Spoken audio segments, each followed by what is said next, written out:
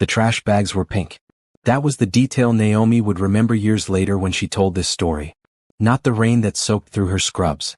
Not the way her hands shook as she tried her key in the lock that no longer recognized her. Not even the face of the woman watching from the living room window, her husband's mistress, wearing the silk robe Naomi had received last Christmas. No. She remembered that the trash bags containing 8 years of her life were pink. The locks are changed. Patricia stood on the porch, arms crossed over her chest, her face twisted in that expression of disgust Naomi had seen so many times before. Trevor's mother had never hidden her disdain for the woman her son married. "You're not welcome here anymore." Naomi's heart pounded so hard she thought it might burst through her rib cage. "This is my house. I've been paying the mortgage for 3 years while Trevor got his business started." "Was your house," Patricia corrected, her voice sharp as broken glass. "Trevor's name is on the deed. You were just living here. And now you're not."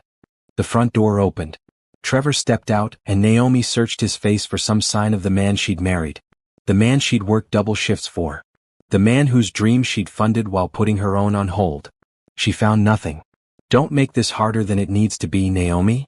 His voice was flat, emotionless, like he was discussing the weather. "Sienna and I are together now. We're having a baby. It's time for you to move on." The world tilted. "Baby. They were having a baby. I gave you everything." Naomi's voice cracked, and she hated herself for it. "I worked myself to exhaustion so you could build your business. I gave up my own dreams." "You were suffocating me," Trevor interrupted, his face hardening. "Always tired, always working, never any fun anymore. Sienna makes me happy. She doesn't nag about bills or act like some kind of martyr." Patricia nodded, a cruel smile playing at her lips. "My son deserves better than a woman who comes home smelling like a hospital every night. Sienna is educated, refined. She comes from a good family." "I'm a nurse," Naomi whispered. "I save lives." "You're a burden," Patricia snapped. "Now take your bags and go. We've been generous enough to pack your things. Though honestly, most of it was garbage anyway. Trevor's lawyer will be in touch about the divorce." Naomi looked at the pile of pink trash bags on the lawn, already soaking through in the rain. Her clothes, her books, the photographs from her childhood. Her grandmother's quilt. Everything that mattered to her, stuffed into trash bags like garbage. "My car," she managed. "The Toyota. I've been making those payments." Trevor pulled keys from his pocket and tossed them at her feet. "It's in the driveway. Consider it a parting gift. Now leave before I call the police for trespassing." Through the window, Naomi could see Sienna walking through the living room, her living room, touching the furniture Naomi had saved for months to buy. The woman was younger, thinner, with long straight hair and pale skin that had never known a hard day's work. She moved through the space like she owned it, because now she did. "You'll regret this," Naomi said quietly, not as a threat but as a statement of fact. Her hands had stopped shaking. Something cold and hard was forming in her chest, replacing the shattered pieces of her heart. Trevor laughed. "I really don't think so. Goodbye, Naomi." They went back inside, closing the door on 8 years of marriage like it meant nothing. Through the window, Naomi saw Sienna wrap her arms around Trevor's neck, saw him smile in a way he hadn't smiled at her in years. The rain came harder. Naomi stood there for a long moment, staring at the house she'd bled for, the life she'd built that had been stolen in an afternoon. Then she began loading the pink trash bags into her Toyota, one after another, until the back seat and trunk were full. Some bags she had to leave on the curb. There wasn't room for everything. That felt appropriate somehow. She was leaving parts of herself behind. As she pulled away from the curb, Naomi looked in the rearview mirror one last time. Patricia stood at the window, watching with satisfaction as Naomi's car disappeared down the street. Trevor didn't even bother to look. Naomi drove without knowing where she was going. Her phone had 17 missed calls, friends probably, wondering why she hadn't shown up to their planned dinner. She couldn't face them. Couldn't face the pity in their eyes when they learned her husband had replaced her like a broken appliance. At a red light, she caught sight of herself in the mirror. Her eyes were red but dry. She'd cried herself empty in the car, sobbing so hard she'd had to pull over twice. Now there was just exhaustion and something else. Something that felt dangerous. The light turned green and Naomi pressed the gas, driving forward into a future she couldn't yet imagine. Behind her, everything she'd known lay in ruins. Ahead, in the darkness and rain, something was waiting to be born. The parking lot of the 24-hour grocery store became Naomi's bedroom. She tried her sister first. Danielle had opened the door, taken one look at Naomi's tear-stained face in the car packed with trash bags, and sighed in that particular way that said Naomi was once again proving to be a disappointment. "I told you Trevor was no good," Danielle had said, not even stepping aside to let Naomi in from the cold. "But you never listen. You always think you know better. Can I just stay for a few nights?" Naomi had asked, hating the begging tone in her voice. "Until I figure things out? I've got Gerald's kids this week. No room." Danielle had started to close the door, then paused. "Besides, you need to learn to stand on your own feet. You're always looking for someone to rescue you. Maybe this is the wake-up call you need." The door had shut with a soft click that echoed louder than a slam. So Naomi had driven to the grocery store, parked in the far corner under a broken light, and tried to sleep in her car. The seats didn't recline far enough. Her neck cramped within an hour. Every sound made her jump: footsteps, car doors, the distant wail of sirens. She checked her bank account on her phone. $1,300. That was everything she had. The joint account she'd been depositing her paychecks into? Emptied. Trevor had cleaned it out, leaving exactly $1 so it wouldn't show as fraud. Her credit cards? Maxed out. She'd been paying down Trevor's business debts for 2 years, always promising herself they'd catch up soon. That things would get better once his company took off. $1,300 stood between her and complete destitution. Naomi closed her eyes and tried to remember how she'd gotten here. Once upon a time, she'd been different. She'd had dreams of her own. Big dreams. She'd been accepted to a real estate development program at the university. She'd wanted to build things, create communities, transform neglected properties into homes. Her grandmother had owned a small apartment building, and Naomi had loved helping manage it as a teenager. She'd loved seeing the numbers work, finding creative solutions to problems, envisioning what a space could become. Then she'd met Trevor at a friend's birthday party. He'd been charming, attentive, full of big plans. He was going to start a consulting firm. He just needed time to get it off the ground. Would she mind postponing school? Just for a year or two. "We're a team," he'd said, holding her hands and looking into her eyes with such sincerity she'd believed him. "Once my business takes off, you can do whatever you want. I'll support your dreams the way you're supporting mine." She deferred her admission. Taken the nursing program instead because it was shorter, cheaper, and would bring in steady money. She told herself it was temporary. That she was investing in their future. 8 years later, Trevor's business was struggling along, barely breaking even. And her acceptance to the development program had long since expired. A knock on the window made Naomi jump. A security guard stood outside, shining a flashlight into the car. "You can't sleep here," he said, his voice muffled through the glass. Naomi rolled down the window. "Please. I just need a few hours. I'll leave before morning. No sleeping in vehicles. Store policy. You need to move along." She wanted to scream at him. To explain that she had nowhere else to go. That her husband and his mother had thrown her away like trash. That her own sister had turned her away. That she was so tired her bones ached. Instead, she started the car. She drove to a different parking lot. A shopping center this time, closed for the night. She parked between 2 larger vehicles, trying to make her car less visible. She locked the doors, reclined the seat as far as it would go, and pulled her grandmother's quilt over herself. The quilt smelled like home. Like the woman who'd raised her after her parents died. Like better times. Naomi let herself cry again, quietly this time, her face buried in the fabric her grandmother had stitched by hand. She cried for the girl who'd had dreams. For the woman who'd abandoned them. For the wife who'd been discarded. For the future that looked so dark she couldn't see a way forward. Eventually, exhaustion claimed her. She slept in fits and starts, waking every time a car passed or a door slammed somewhere in the distance. When morning came, gray and cold, Naomi sat up and looked at herself in the mirror. Her hair was a mess. Her eyes were swollen. She looked like someone who'd spent the night in a car. Because she had. She used the public restroom at a gas station to wash her face and brush her teeth. A woman at the next sink gave her a pitying look and hurried out. Naomi stared at herself in the mirror, at the stranger looking back at her.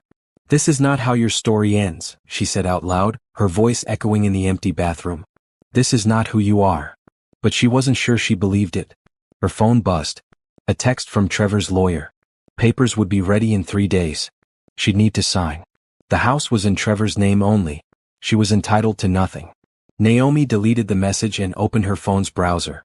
She searched for rooms to rent, cheap apartments, anywhere she could afford with $1,300 and a nursing salary that suddenly seemed very small. The prices made her stomach turn. Even the worst places wanted first month, last month, and a security deposit. She'd be broke before she signed a lease. Another search. Women's shelters. Her pride screamed against it, but pride didn't keep you warm at night. Pride didn't give you an address for your mail. Before she could talk herself out of it, Naomi called the closest shelter. A kind voice answered, explained they had space, gave her directions. Said she could come by that afternoon for intake. Naomi sat in her car in the gas station parking lot, staring at the address she'd written on a receipt. This was her life now. A nursing degree, years of hard work, and she was about to check into a homeless shelter. But it was better than her car. Better than nothing. She worked her shift at the hospital, moving through the motions automatically. Her coworkers asked if she was feeling okay. She smiled and said she was fine. Just tired. They believed her because they wanted to. During her lunch break, she sat in her car and opened the real estate listings again. Not to look for places to rent. To look at properties for sale. Fix and flips. Investment opportunities. The dream she'd buried. She zoomed in on a small house listed at $50,000. It needed work. The photos showed peeling paint, overgrown yard, outdated everything. But she could see past all that. She could see what it could be. With the right renovation, that house could sell for $90,000. Maybe more. $40,000 in profit, minus renovation costs. Maybe $25,000 net. $25,000 would change everything. But she didn't have $50,000. She had $1,300. Naomi closed the listing and finished her sandwich. It tasted like cardboard. Everything did now. That evening she checked into the shelter. The room was small, shared with 3 other women. But it had a bed. A real bed with clean sheets. She had a locker for her things. Access to showers. 3 meals a day. She lay in bed that night, listening to the sounds of other women breathing in the darkness. Women who'd ended up here through 1,000 different paths. Some running from violence. Some running from addiction. Some, like her, just running from lives that had fallen apart. Tomorrow she'd figure out her next step. Tomorrow she'd start building something from nothing.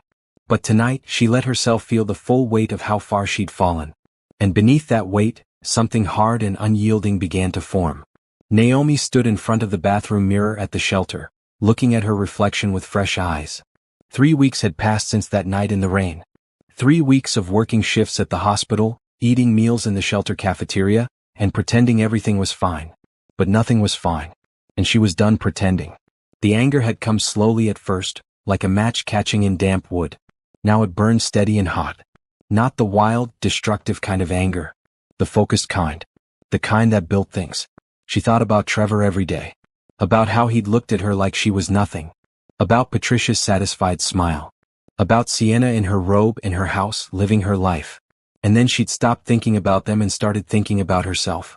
Who am I without him? She'd asked her reflection one morning. The answer surprised her. She was the granddaughter of a woman who'd built an apartment building from nothing. She was someone who'd been accepted to a competitive development program. She was smart, capable, and stronger than she'd ever given herself credit for. Trevor hadn't made her. She'd made herself smaller to fit into his life. Now she was going to rebuild. Bigger than before. Naomi had spent the past week researching every real estate license requirement in the state. The exam cost $300. The prep course cost another $200. That was $500 of her precious remaining money. But it was an investment. Her grandmother had taught her that. Sometimes you had to spend money to make money. She signed up for the online prep course and studied every spare moment. During breaks at the hospital, she reviewed practice questions on her phone. Late at night in the shelter, while her roommates slept, she memorized regulations and laws. The shelter director, a woman named Sharon, noticed Naomi studying one evening. Real estate. Sharon asked, reading over Naomi's shoulder. Going to take the licensing exam next month? Naomi replied, not looking up from her notes. That's ambitious. Sharon sat down across from her. Most people who come through here, they're just trying to survive day to day. You're planning ahead. Surviving isn't enough. Naomi finally looked up. I'm done with just surviving. Sharon smiled, a real smile full of warmth. There's a small real estate office about 6 blocks from here. Henderson Properties. The owner, Grace Henderson, she's a friend of mine. I could give her a call if you want. They might need help with administrative stuff. I don't have my license yet. You don't need a license to answer phones and file paperwork. And you'd be around the business learning? Sometimes the best education is just being in the room where it happens. 2 days later, Naomi walked into Henderson Properties wearing the one professional outfit she'd salvaged from the pink trash bags. The office was small, just 4 agents and Grace Henderson herself, a woman in her 60s with silver hair and sharp eyes that missed nothing. "Sharon says you're studying for your license," Grace said after the briefest of interviews. "Says you're living at the shelter but still showing up every day with your head held high." Naomi lifted her chin. "I'm rebuilding." "I like that. Rebuilding." Grace tapped her desk. "I can pay you $15 an hour, 25 hours a week. You'll answer phones, schedule showings, do filing. Basic administrative work. But you'll also sit in on our meetings. You'll hear how we talk to clients, how we structure deals. Consider it your real-world education." "When do I start?" "How about now?" Naomi worked her nursing shifts 3 days a week and spent 2 days at Henderson Properties. The money was tight, but she was saving every penny. She'd moved from the shared room to a tiny studio apartment, technically just one room with a hot plate and a bathroom the size of a closet. But it was hers. Nobody could kick her out. At Henderson Properties, Naomi absorbed everything. She listened to Grace negotiate with difficult clients. She watched how the other agents positioned properties, playing up strengths and managing weaknesses. She learned the language of real estate the way a good agent could paint a picture with words. "That house isn't small," she heard one agent say on the phone. "It's cozy and efficient. Perfect for someone who values quality over quantity." That house was definitely small. But the agent wasn't lying. Just reframing. Naomi studied hard for 6 weeks straight. She took practice tests until she could recite the answers in her sleep. She memorized formulas, regulations, ethics rules. She studied fair housing laws and contract language and disclosure requirements. The night before the exam, she couldn't sleep. She lay in her tiny studio, staring at the ceiling, thinking about all the ways this could go wrong. If she failed, she'd have to pay another $300 to retake it. Money she didn't have. But failing wasn't an option. She'd come too far to fail now. The exam was 3 hours long. Naomi read every question twice, checked every answer 3 times. When she finally submitted it, her hands were shaking. She had to wait 3 days for the results. 3 days of checking her email every 5 minutes. 3 days of doubt creeping in. 3 days of wondering if she'd made a mistake, if she'd misread something critical. On the 3rd day at 2:47 in the afternoon, the email came. "Congratulations. You have passed the real estate licensing exam." Naomi read it twice. 3 times. Then she stood up from the desk at Henderson Properties and walked very calmly to the bathroom, where she allowed herself exactly 2 minutes to cry tears of relief and joy. When she came back out, Grace was watching her with a knowing smile. "You passed." "I passed." "Good. Now the real work begins." Grace pulled out a thick folder. "I'm going to teach you everything I know. And when you're ready, when you've made your first sale, we'll talk about what comes next." Naomi dove into the work. She shadowed Grace to showings, watching how she walked through homes, how she answered questions, how she handled objections. She practiced her pitch in the mirror at home until the words felt natural. This home isn't just a house. It's an opportunity. It's a fresh start. It's where your next chapter begins. After a month of shadowing, Grace gave Naomi her first lead. A young couple looking for a starter home, budget around $200,000. Naomi met them at a coffee shop first. She listened to what they wanted: 3 bedrooms, good school district, move-in ready. Then she pulled up listings on her tablet and showed them 5 options. They chose to see 3. Naomi scheduled the showings for the following weekend. She spent the week researching everything about those 3 properties. The neighborhood comps. The school ratings. The recent sales. The property history. She walked through each house twice, noting every detail. When showing day came, Naomi was ready. The first house was wrong, too close to a busy street. The second was overpriced for the condition. But the third? The third was perfect. Naomi could see it in their faces when they walked in. The way they looked at each other. The way they started talking about where furniture would go. "I love it," the wife said. "But it's at the top of our budget." "Let me talk to the selling agent," Naomi said. "I think we can work something out." She negotiated for 2 days. Got the price down by $8,000. Negotiated for the seller to cover closing costs. By the time she was done, her clients were getting the house they loved at a price they could afford. The deal closed 3 weeks later. Naomi's commission was just over $3,000. $3,000 from one sale. She stood in Grace's office, holding the check, thinking about how many double shifts she'd have to work at the hospital to make that much money. "This is just the beginning," Grace said. "You're good at this, Naomi. You have the hunger." That's what separates the successful agents from the ones who wash out. That night, Naomi opened her laptop and did the math. If she could close one deal a month at that commission level, she'd make enough to quit her nursing job.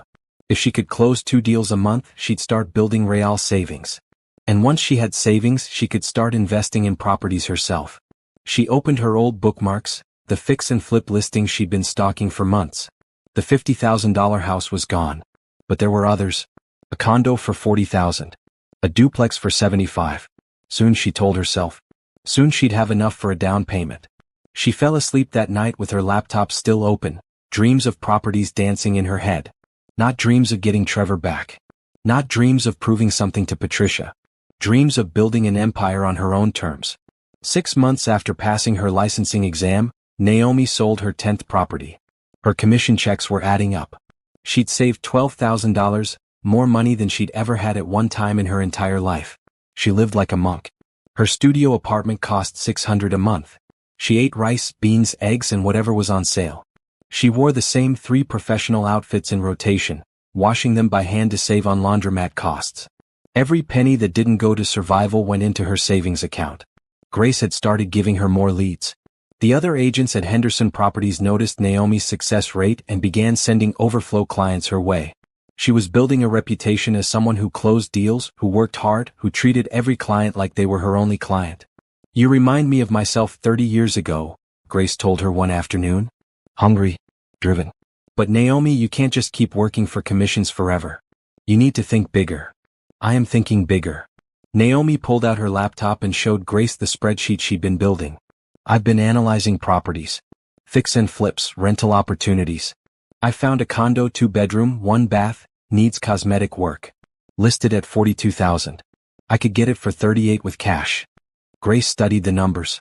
"Your renovation budget?" $10,000. "New paint, updated fixtures, refinish the floors, modern hardware. I've gotten quotes from 3 contractors. I could have it done in 6 weeks and list it for $70,000. "That's ambitious." "That's the plan." Grace looked at her for a long moment. "You need money for the down payment. Banks won't give you a mortgage with your credit history. Trevor wrecked that. So you'd need to pay cash. You don't have $38,000. Naomi's excitement dimmed. "Not yet. But I know someone who might lend it to you." Grace pulled out her phone. "His name is Frank. He's a private lender. The interest rates aren't pretty, but he'll take a chance on someone with a solid plan." 2 weeks later, Naomi stood inside the condo, keys in hand. Frank had lent her the money at 12% interest for 6 months. It was highway robbery, but it was also her shot. The place was a disaster. Stained carpet, yellowed walls, outdated light fixtures that looked like they came from the 70s. The kitchen cabinets were falling apart. The bathroom had pink tile that made Naomi think of those trash bags on the lawn. But she could see past all of it. She'd spent hours visualizing the transformation. Fresh white walls. Light wood floors. Modern brushed nickel fixtures. A kitchen with white cabinets and butcher block counters. A bathroom in classic white subway tile. She'd gone minimal on the budget but strategic on the choices. Everything she did added value without breaking the bank. Naomi spent every evening and weekend at the condo. She painted herself, working late into the night. She learned how to install cabinet hardware. She watched YouTube videos on how to caulk properly. She scrubbed and cleaned and transformed. The contractor handled the floors and the major plumbing work. Everything else, Naomi did herself. 6 weeks later, she stood in the finished condo and felt tears prick her eyes. It was beautiful. Simple, clean, modern. Exactly what she'd envisioned. She listed it for $72,000. It sold in 9 days for $70,000. After paying back Frank's loan with interest, the contractor, and other expenses, Naomi netted $18,000. $18,000 for 6 weeks of work. She'd never felt so powerful in her entire life. That same week, she ran into Trevor at a restaurant. She was meeting a client for lunch when she saw him across the room. He was with Sienna, who was visibly pregnant now. They were arguing in hushed voices, his face tight with stress, her expression petulant. Trevor looked up and their eyes met. Naomi saw him take in her appearance. She was wearing a new professional outfit. She'd finally allowed herself to buy nice clothes. Her hair was styled. She looked healthy, confident, successful. She watched recognition and surprise flicker across his face, followed by something that might have been regret. Naomi simply nodded once and turned back to her client. She didn't need to speak to Trevor. She didn't need his validation or his regret or his excuses. She needed nothing from him at all. When her client mentioned seeing them, Naomi just smiled. Old history, she said. Not relevant anymore. And she meant it. That evening, Naomi found a new property. A small house this time listed at $55,000. It needed more work than the condo, but the profit potential was higher. She could buy it, flip it, and net $30,000 if she played it right. She called Frank. I have another opportunity. This time the conversation was different. Frank had heard about her successful flip. Other investors were talking. She'd proven herself. I'll lend you $60,000 this time, Frank said. Same terms. But Naomi? You keep pulling this off and we should talk about a partnership. I've got more money than time. You've got more time than money. We could do something interesting together. Naomi bought the house. This time she hired more help. She'd learned that her time was valuable. She managed the renovation while still selling properties for Henderson. She was working 16-hour days, but they were her hours, building her future. The house sold for $92,000. Her net profit was $31,000. Added to her previous flip and her real estate commissions, Naomi now had over $60,000 in the bank. She was 29 years old, less than a year removed from sleeping in her car, and she had more money saved than she'd ever imagined possible. Grace called her into the office one afternoon. I'm getting old, Grace said without preamble. I've been thinking about retirement. And I've been watching you. You're not going to work for someone else forever. You're going to start your own company. Eventually, Naomi admitted. Why wait? I'll sell you Henderson Properties. You can pay me over time. Keep the name or change it. But the client list, the reputation, the office, it could be yours. Naomi's heart raced. How much? $80,000. I don't have that. You have 60. Pay me that as a down payment. Pay me the rest over the next 2 years. 5% interest. We'll draw up a contract. Naomi did the math in her head. It would take most of her savings. It was risky. What if the business didn't work out? What if she couldn't make the payments? But then she thought about sleeping in her car. About the pink trash bags. About Trevor's flat, emotionless voice telling her to leave. She'd already survived the worst. Everything else was just details. Let's do it, Naomi said. 1 week later, she owned her first business. She changed the name to Sterling Heights Properties, choosing words that spoke of value and aspiration. She kept the existing agents and promised them she'd grow the company. Give them more opportunities. Build something bigger together. She worked harder than she ever had before. She flipped properties while running the agency. She barely slept. She lived on coffee and determination. Her reputation grew. Clients sought her out specifically. Other agents wanted to work for her company. The local newspaper did a small feature on her, from homeless to homeowner to real estate owner in under a year. Naomi didn't mention Trevor in the interview. Didn't mention Patricia or Sienna. They weren't part of her story anymore. She was writing a new story now. One where she was the hero, not the victim. Late one night, working alone in her office, Naomi allowed herself to imagine 5 years in the future. What could she build in 5 years if she kept this pace? She pulled up a blank spreadsheet and started planning. The numbers she wrote down seemed impossible. Audacious. Crazy. But so had everything else she'd accomplished. She saved the file and titled it, Empire. 3 years passed like water flowing downhill, inevitable and powerful. Naomi stood in front of the window of her new office building, looking out at the city that had once rejected her. Sterling Heights Properties now occupied 3 floors of a downtown building. She had 22 agents working under her. Last year's revenue had topped $15 million. She was 32 years old and owned a company worth an estimated $30 million.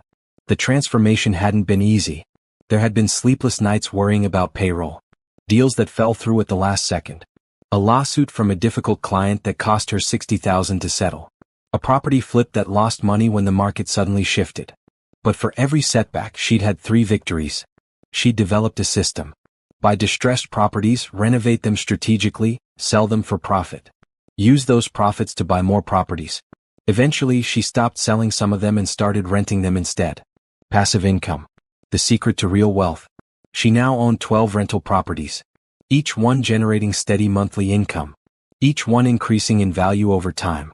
She'd also hired a team. A property manager to handle the rentals. An acquisition specialist to find deals. A renovation crew that worked exclusively for her company. An accountant who managed the increasingly complex finances. Naomi had learned to delegate. to trust others, to focus her time on high-value activities rather than trying to do everything herself. She'd learned to dress the part too. Gone were the days of 3 outfits in rotation. She now wore tailored suits, carried a designer bag, drove a luxury car. Not because she cared about status symbols, but because perception mattered in business. Clients wanted to work with someone successful. Her apartment was no longer a tiny studio. She'd bought a condo not to flip but to live in. 2 bedrooms, floor-to-ceiling windows, a view of the city. The first home that was truly hers. On the wall of her home office, she'd hung a photograph of her grandmother standing in front of her apartment building. Next to it, she'd mounted one of the old property deeds. A reminder of where she came from. Of the legacy she was continuing. Naomi? The Martinez meeting is in 10 minutes. Her assistant, Rachel, appeared in the doorway. I'm ready. Naomi grabbed her portfolio and headed to the conference room. The Martinez family wanted to buy a small apartment building. 8 units. It was exactly the kind of property Naomi had been looking for, but she'd decided to let it go to a family who would put in the work and build something. She'd make her commission and, more importantly, build goodwill in the community. That was another lesson she'd learned. Success wasn't just about accumulating wealth. It was about building relationships, earning respect, creating opportunities for others. After the meeting closed successfully, Naomi returned to her office to find Rachel looking uncomfortable. There's someone here to see you, Rachel said. He doesn't have an appointment. He said his name is Trevor. The name landed like a punch to the stomach. Naomi hadn't heard from Trevor in 3 years. Not since she'd seen him at that restaurant, arguing with pregnant Sienna. Tell him I'm not available. I did. He said he'd wait. He's been in the lobby for an hour. Naomi considered having security remove him. But part of her was curious. What could he possibly want after 3 years? Fine. Give me 5 minutes, then send him in. She used those 5 minutes to center herself. To remember who she was now. To remind herself that Trevor no longer had power over her. When he walked into her office, Naomi barely recognized him. He'd aged badly. Gray streaked his hair. Lines carved deep around his eyes and mouth. He'd lost weight but not in a healthy way. He looked worn down, beaten. Naomi. He stood awkwardly in front of her desk. I don't even know where to start. Then don't. She kept her voice professional, cool. What do you want, Trevor? I wanted to see you. To explain. There's nothing to explain. You made your choices. I made mine. We're done. I know. I saw the article about you in the paper. About your company. I couldn't believe it was the same person. It's not. Naomi met his eyes. I'm not the same person you threw away. That person was weak, dependent, small. I killed her when you left her on that lawn in the rain. Trevor flinched. I was wrong. About everything. Sienna left me a year after the baby was born. She found someone richer. My business failed. My mother's been sick, cancer. Everything fell apart. I'm sorry about your mother's illness, Naomi said and meant it. Despite everything, she didn't wish Patricia actual harm. But the rest of it? That's not my concern. I know. I just thought you should know that you were right. That day when you drove away, you said I'd regret it. You were right. Naomi stood up, signaling the meeting was over. I didn't say that to predict your future, Trevor. I said it because I knew mine. I knew I was going to build something without you. Something you could never diminish or take credit for. And I did. Could we talk sometime? Get coffee? I'd like to hear about your journey. No. The word was firm, final. We're not friends. We're not anything. You're part of a past I've left behind. I wish you well, but I don't want you in my life in any capacity. Rachel will show you out. She pressed the button for her assistant before Trevor could respond. As he left, Naomi saw him glance back once, his expression full of regret and loss. She felt nothing. Not anger, not satisfaction, not even pity. Just nothing. He was irrelevant. After work, Naomi drove to a small house she just acquired. A young couple was in the process of buying their first home through her agency. She'd negotiated a great deal for them and she wanted to leave a welcome gift.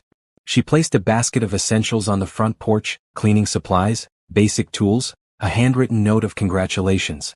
It was something she did for all her first-time buyers. A small gesture that meant everything to people taking that big step. As she drove home, her phone rang. Frank, her first investor. Naomi, I've got a proposition. There's a strip mall about to go into foreclosure. 22 units, mostly empty. The location is good, but it's been mismanaged.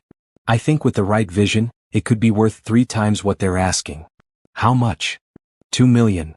Naomi whistled. That's a big jump. You're ready for it. I've been watching you work for 3 years.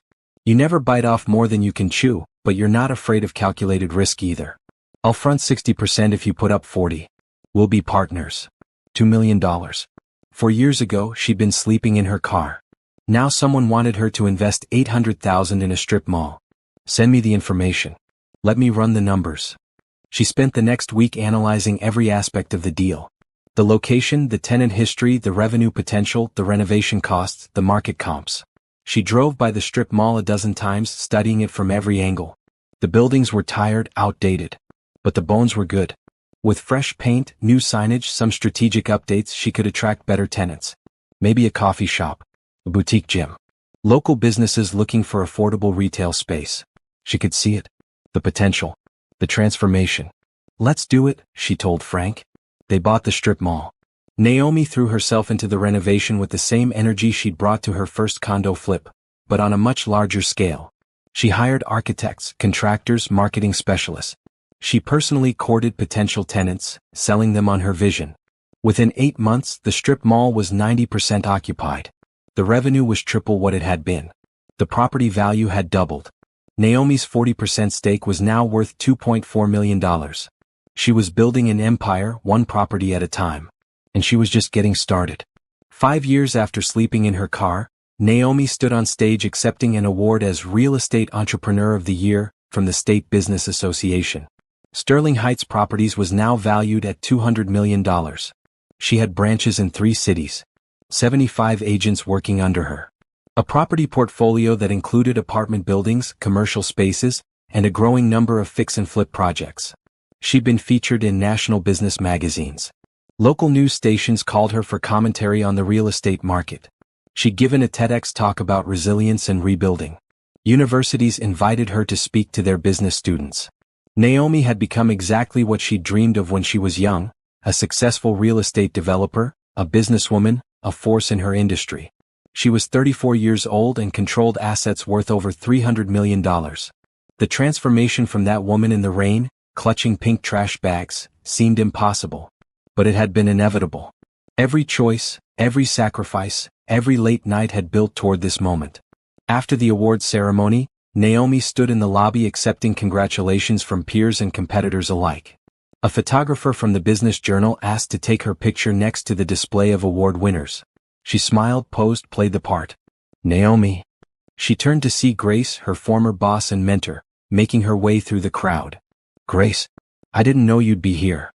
I wouldn't miss it. Grace hugged her tightly. I'm so proud of you. Look at everything you've built. I learned from the best. No, Grace said firmly. You had it in you all along. I just gave you the space to discover it. They talked for a while, catching up. Grace had been traveling, enjoying retirement. She asked about the business, about Naomi's plans for the future. Bigger, Naomi said simply. I want to develop entire communities. Affordable housing mixed with market rate. Green spaces. Local businesses. Not just buildings but neighborhoods where people can actually live well. That's a beautiful vision. It's my grandmother's vision, really. She always said real estate wasn't just about making money. It was about creating homes where people could build lives. As Grace left, another person approached. A man late 30s with kind eyes and an easy smile. Miss Sterling? I'm Jordan Bennett. I'm an architect. I heard you talking about community development. I'd love to discuss a project I think you'd be interested in. They exchanged business cards. Naomi agreed to a meeting the following week. That meeting turned into several meetings. Jordan's vision aligned perfectly with hers: sustainable development, mixed-income communities, spaces designed for people rather than profit maximization. He showed her renderings of projects he'd designed but never seen built because developers only cared about squeezing maximum profit from minimum space. I want to work with someone who actually cares about creating good communities, Jordan said. That seems to be you. They began collaborating on a proposal for a 50-unit development. Affordable housing mixed with market-rate condos. Green spaces. Solar panels. Community gardens. Everything they both believed in. Working with Jordan was easy. He listened to her ideas, contributed his own, pushed back when necessary but always respectfully. He was talented, passionate, and genuinely good. After a few months, the professional relationship became personal. Coffee meetings turned into dinners. Business discussions turned into conversations about life, dreams, fears. "I grew up poor," Jordan told her over dinner one night. "My mom cleaned houses to put me through school. I became an architect because I wanted to design beautiful spaces for people like her. People who deserved beauty but couldn't afford it. I was literally homeless 5 years ago," Naomi said. She'd never told anyone outside her close circle. "My husband threw me out. I slept in my car. Then I rebuilt." Jordan looked at her with new respect. "That explains the fire I see in you. You're not just building businesses. You're proving something." "I'm not proving anything to anyone," Naomi corrected. "I'm just building what I was always meant to build." But she was proving something even if she didn't want to admit it. She was proving that Trevor had been wrong. That Patricia had been wrong. That everyone who'd dismissed her or underestimated her had been wrong. One evening, while working late at her office, Naomi received a social media message from Trevor. "I saw your award. Congratulations. I always knew you were special." She stared at the message for a long moment, then blocked him without responding. He didn't get to rewrite history. He hadn't known she was special. He'd called her suffocating, boring, a burden. She didn't need his validation or his revised memory of their relationship. A week later, she received an email from an unfamiliar address. When she opened it, she found a message from Sienna, of all people. "I saw your success and wanted to reach out. I know we didn't start on good terms, but I'm in a difficult situation. Trevor and I split years ago. I'm a single mother struggling to find stable housing. I wondered if you might have any affordable properties available, or if you could help me in any way. I know I don't deserve your help, but I'm desperate." Naomi read the email twice. Part of her felt satisfaction at learning Sienna was struggling, but a larger part just felt tired. She replied, "I don't have any personal properties available, but I can refer you to several agencies that specialize in affordable housing placement for single parents. I've attached their contact information. I wish you the best." Professional. Helpful. But distant. She wasn't going to punish Sienna by denying her information that might help. But she also wasn't going to personally involve herself in the woman's life. They had no relationship and Naomi wanted to keep it that way. Jordan noticed her mood that evening. "Everything okay?" "Just ghosts from the past trying to resurface." She shook her head. "But they don't live here anymore." "Good." He took her hand across the table. "Because I'm really enjoying getting to know the you of right now. The you building this incredible empire. The you with this big vision for the future." Over the next few months, their relationship deepened. Jordan was everything Trevor hadn't been: supportive without being dependent, ambitious about his own work without being competitive with hers, proud of her success without trying to claim credit. He fit into her life naturally, easily. They worked together well. They pushed each other to think bigger. And when she occasionally woke from nightmares about pink trash bags and locked doors, he held her without asking questions she wasn't ready to answer. Business continued to grow. Naomi closed more deals, flipped more properties, expanded into new markets. The community development project with Jordan won approval. Construction would begin in 6 months. She was everywhere, on podcasts talking about entrepreneurship, at conferences discussing sustainable development, in boardrooms negotiating deals worth millions. And through it all, she never forgot that woman in the rain. She kept that memory close, sharp, painful. Because that memory reminded her why she'd built this empire in the first place. Not for revenge. Not to prove anything to Trevor or Patricia or anyone else. But to prove to herself that she could. That she was never the small, weak, worthless thing they'd made her feel like. She was powerful, capable, unstoppable. And she was just getting started. The email from her financial advisor landed in Naomi's inbox on a Tuesday morning. Subject line: interesting opportunity. She opened it while drinking her coffee, expecting another property listing or investment opportunity. Instead, she found something much more interesting. Naomi, a debt collection company, is offering to sell a portfolio of residential mortgage debts. Mostly distressed properties, foreclosures in progress. Among them is a property at 847 Maple Street. If I'm not mistaken, that's your former residence. The debt is owned by Trevor Stewart and Patricia Stewart. Current amount owed is $380,000 including arrears and penalties. The entire portfolio is selling for $1.2 million. Might be worth a look. Robert. Naomi set down her coffee cup very carefully. 847 Maple Street. The house she'd bled for. The house she'd been thrown out of in the rain. The house where Trevor and Sienna had played house while Naomi slept in her car. The house was in foreclosure. She opened her laptop and pulled up the property records. There it was. Multiple missed payments. Notices of default. The bank had initiated foreclosure proceedings 6 months ago. Trevor and Patricia were losing the house. Naomi sat back in her chair, processing this information. The universe had a strange sense of humor. She spent the day analyzing the debt portfolio. Besides Trevor's house, there were 15 other properties. Most were genuinely underwater, people who'd lost jobs or faced medical emergencies and couldn't recover.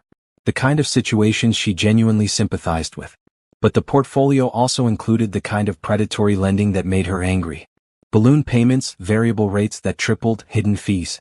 People had been set up to fail. She could buy the portfolio. Work out reasonable payment plans with most of the debtors. Help people save their homes. And as for Trevor and Patricia? That was a separate question. Naomi called Robert. I want to see the full details on every property in that portfolio. She spent a week doing due diligence. She met with several of the debtors personally, listening to their stories. A teacher who'd gotten cancer and burned through her savings on treatment.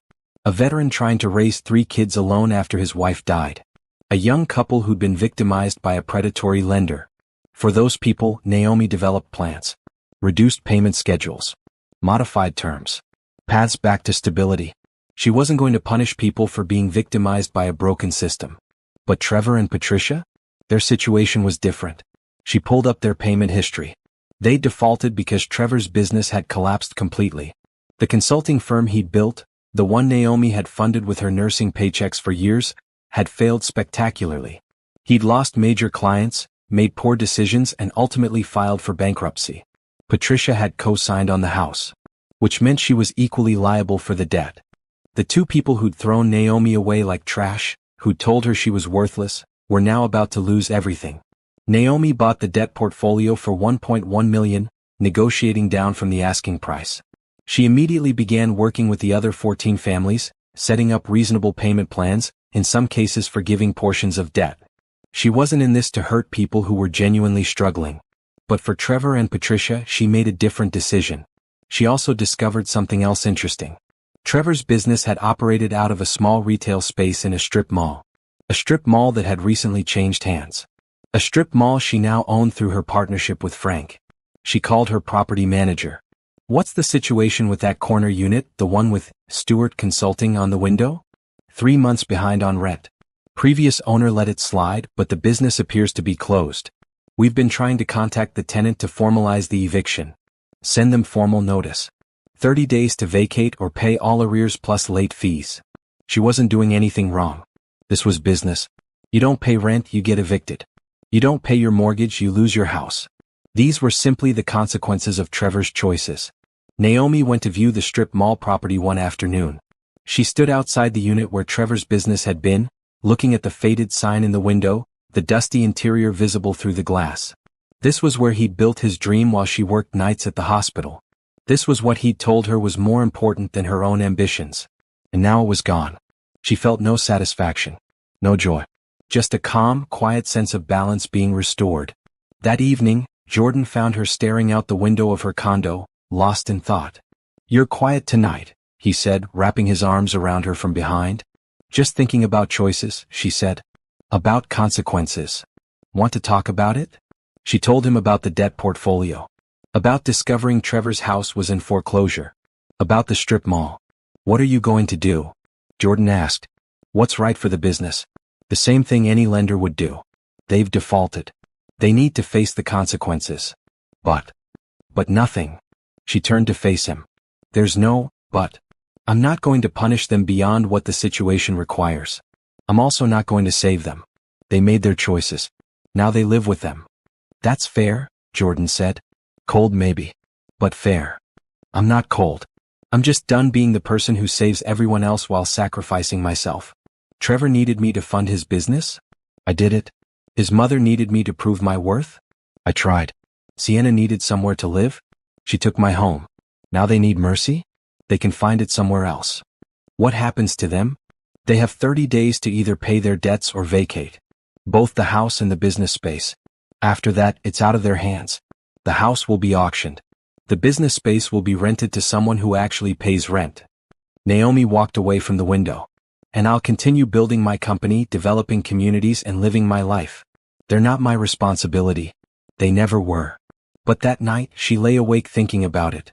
Not because she felt guilty she didn't, but because she was waiting for some feeling that never came. She'd imagined this moment before, back in those early days when anger fueled her ambition. She'd imagined Trevor and Patricia desperate, begging, facing ruin. She'd thought she'd feel victorious, powerful, vindicated. Instead she just felt nothing. They were irrelevant. Their suffering didn't make her happy. Their desperation didn't fill any void. They simply didn't matter. And that, she realized, was the real victory. Not destroying them, but reaching a place where their fate meant nothing to her.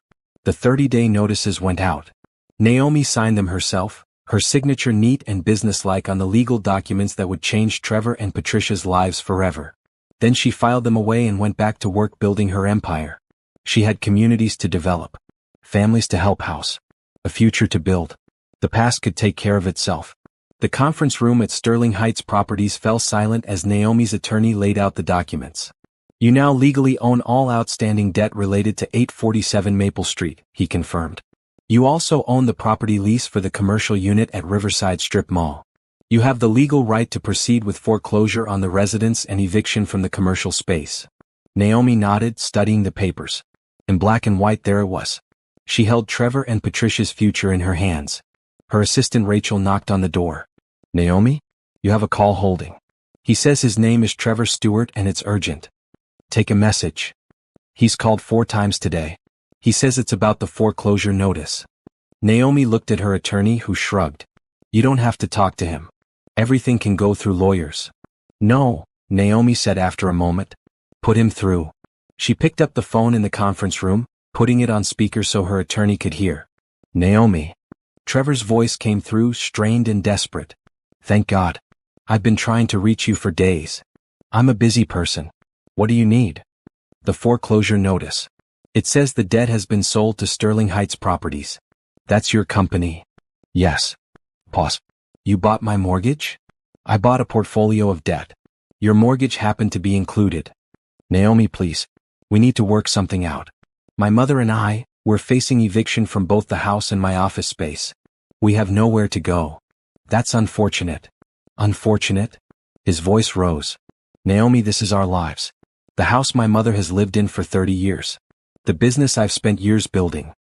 The business that failed, Naomi corrected. And the house you defaulted on. These are consequences of your choices, Trevor. Not my problem. How can you be so cold? After everything you did, Naomi interrupted. Let's be very clear. You threw me out of that house in the rain. Your mother told me I was worthless. You left me with nothing while you and your mistress played house in the home I'd helped pay for. Don't talk to me about cold. She heard him take a shaky breath. I was wrong. I've admitted that. But this is revenge. This is you punishing me. No, Naomi said calmly. Punishment would be personal. This is business. You defaulted on your debts. I now hold those debts. The process moves forward according to the law. There's nothing personal about it. There has to be something we can do. Some payment plan. I'm trying to restart the business, I just need time. You've had time. You've had multiple extensions from the previous lender. You've had warnings. You've had opportunities to work out arrangements. And you've failed to meet every single commitment. Why would I expect anything different? Because you're not heartless. I know you, Naomi. You're kind. You help people. I help people who haven't spent years treating me like garbage. I help people who deserve help. You don't fall into that category. Her attorney slid a note across the table. You're not obligated to negotiate. Naomi nodded and continued. The 30-day notice stands. After that, if you haven't vacated both properties, I'll proceed with formal eviction. I'm not trying to destroy you, Trevor. But I'm also not going to save you. Please. Now he was begging, his voice breaking. My mother is sick. She's still recovering from cancer treatment. We have nowhere to go. Then I suggest you start looking for housing assistance. There are programs for people in your situation. Programs? You want me to apply for charity? To go to a shelter? I did, Naomi said quietly. When you threw me out, I spent time in a shelter. I slept in my car. I ate from food banks. I survived. So can you. The line went quiet for a long moment. I can't believe you've become this person, Trevor finally said. So bitter, so vindictive. I'm not bitter. I'm successful. I'm not vindictive. I'm simply not your safety net anymore. You wanted me gone from your life? Congratulations. You got exactly what you asked for. She hung up before he could respond. Her attorney looked impressed. That was direct. It needed to be. Naomi gathered the papers. Proceed with everything according to standard protocol. No special treatment. No extensions. Just process it like any other foreclosure. Over the next 2 weeks, Naomi heard nothing from Trevor. But she did receive a letter from Patricia. She almost threw it away unopened. But curiosity won. The letter was handwritten, Patricia's normally perfect penmanship shaky.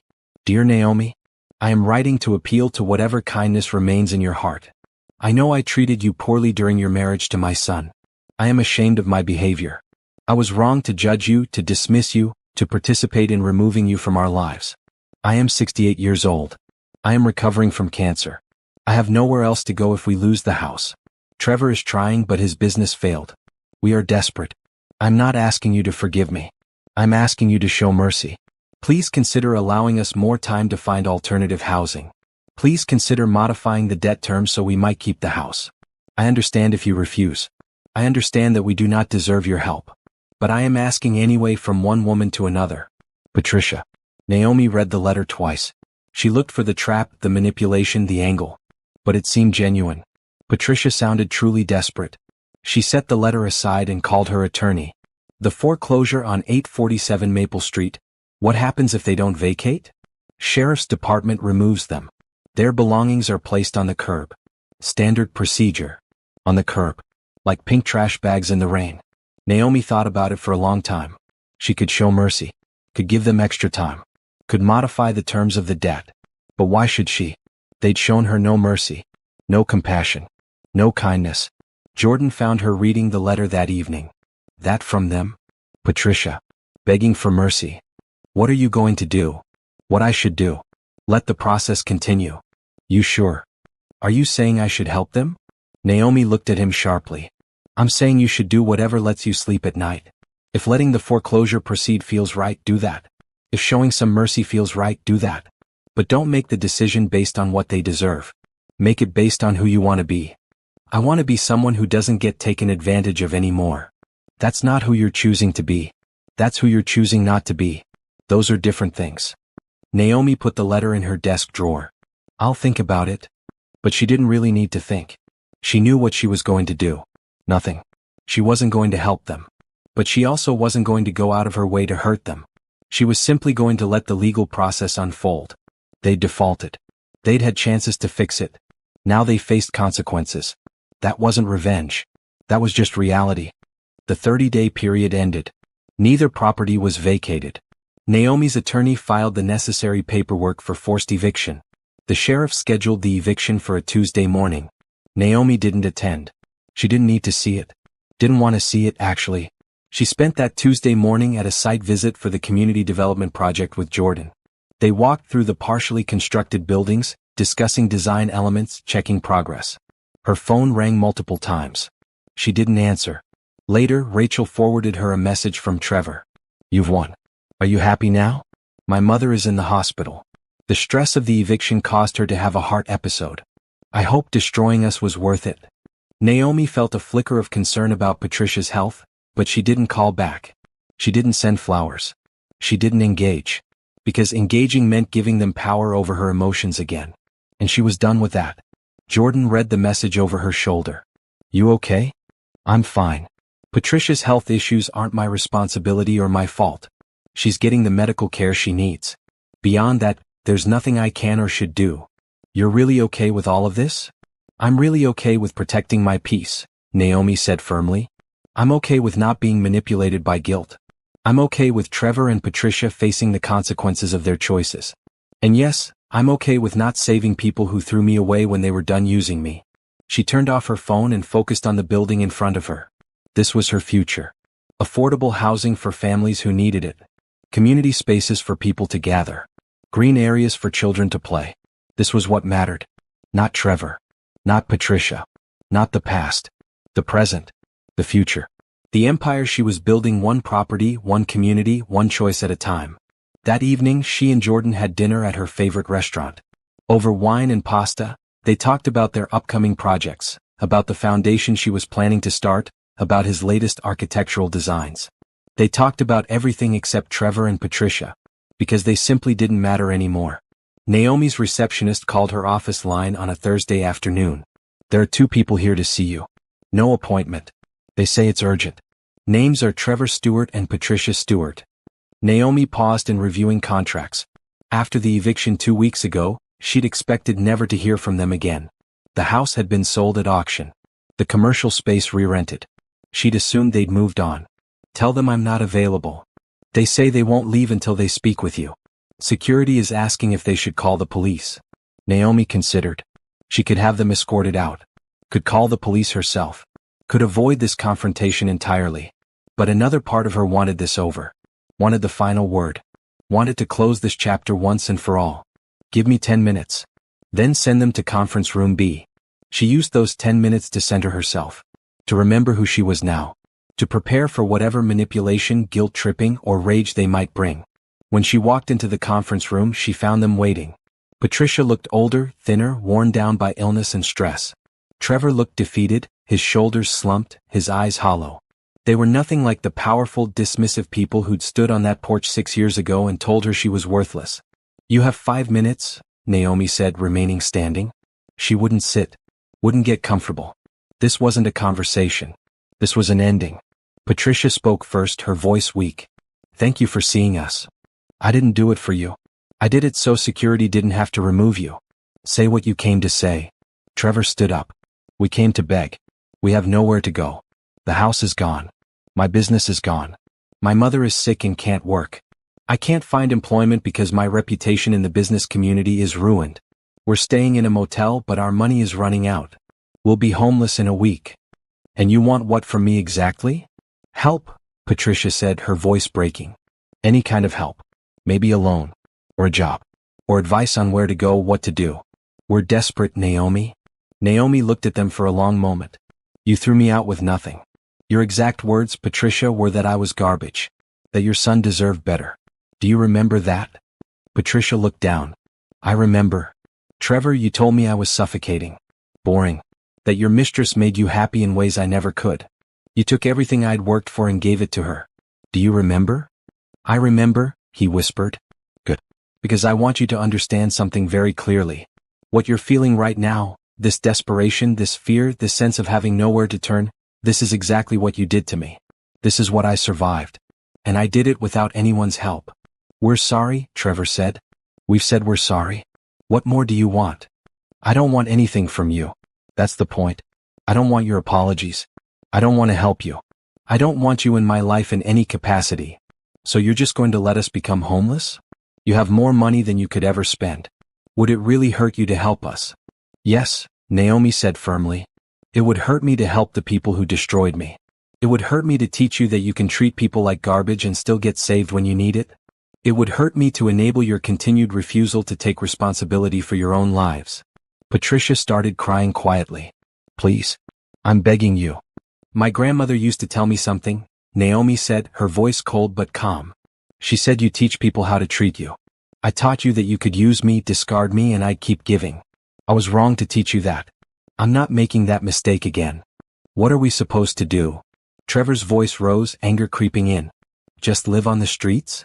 There are shelters, food banks, job placement programs, government assistance.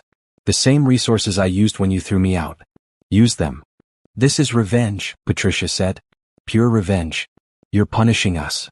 "No," Naomi corrected. "Punishment would be active. I would have to do something to you. I'm not doing anything.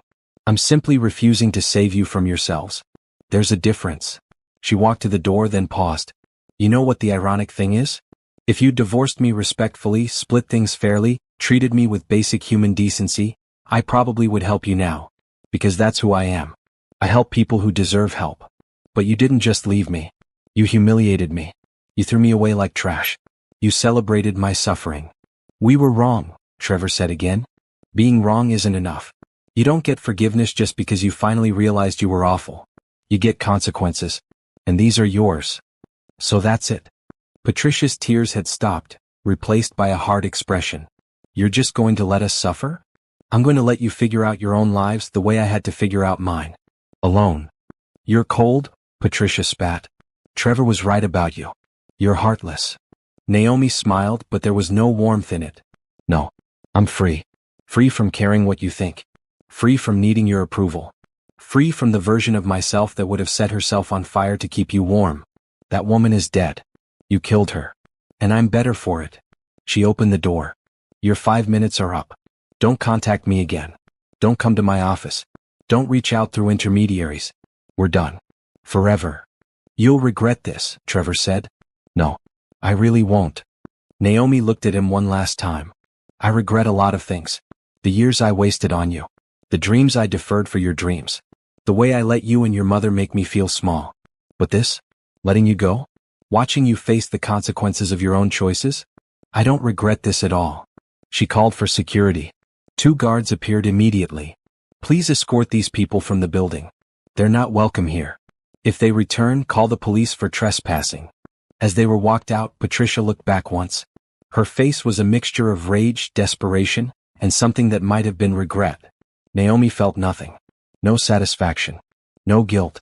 No anger. Just a profound sense of closure. She returned to her office and sat at her desk, looking out at the city she'd conquered. 6 years ago she'd had nothing. Now she had everything. And she'd built it without them, despite them, because of them. Rachel buzzed her line.